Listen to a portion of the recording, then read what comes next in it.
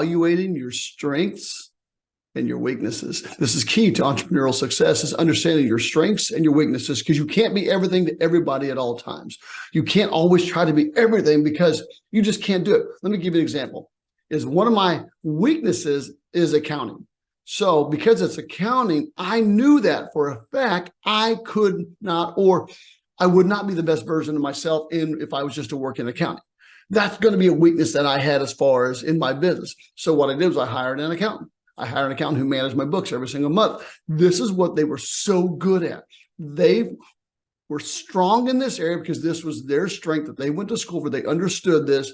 It was a weakness of mine. So part of you understanding your strengths and weaknesses is going to be you writing down and taking that. You got to take the time, write this down, write down all the things you think you're good at, all the things you don't think you're as good at, all the things that you think you sort of suck at, because you want to understand your strengths and weaknesses, because you want to work within your strengths as much as you possibly can, and delegate those weaknesses out to other people. But remember this, as you start out, you're going to probably have to work within your strengths, your weaknesses, and in those areas that you suck, because you're brand new. You don't have the money. You don't have the revenue. You don't have the income coming in to pay someone else to do it at this time. So you got to figure out what your personal strengths and weaknesses are individually.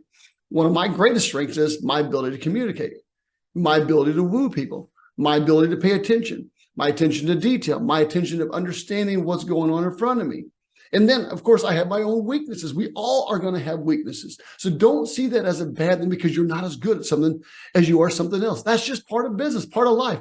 You can absolutely become the very best version in every part of your life, but don't focus trying to put it's like trying to take that round peg to put it in a square hole, or a square peg to put it in a round hole. You're trying to force something to happen that you should delegate out to somebody else. That's part of strengths and weaknesses. So there's a great book that I read called Strength Finders.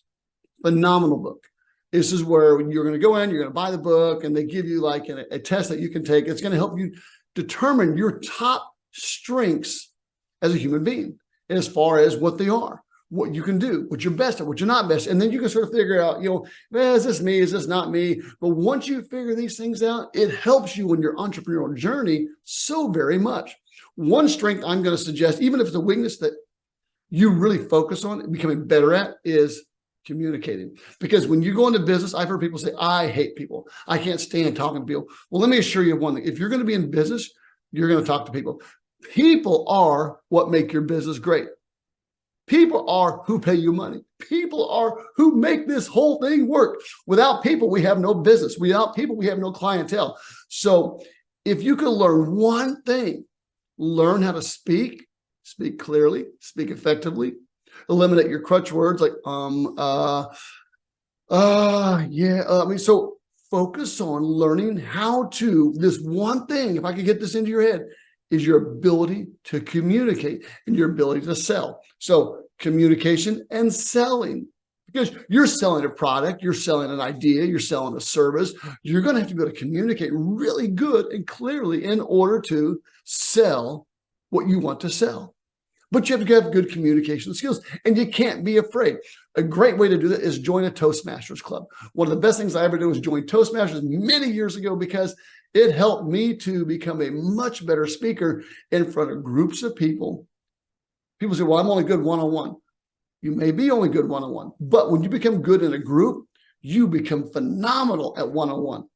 All you've done is increase your skills, because now you're in front of people who are not your peers. They may be way above you, from attorneys to doctors to anything under the sun that you can think of, people who are making $100 million a year.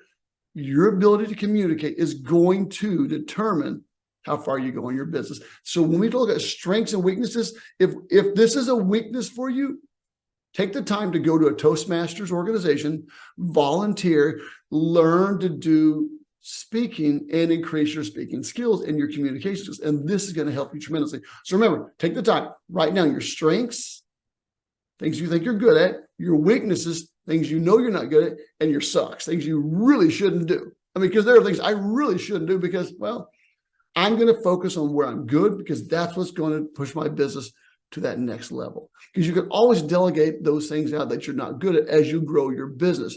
And it's important that you know what these different things are.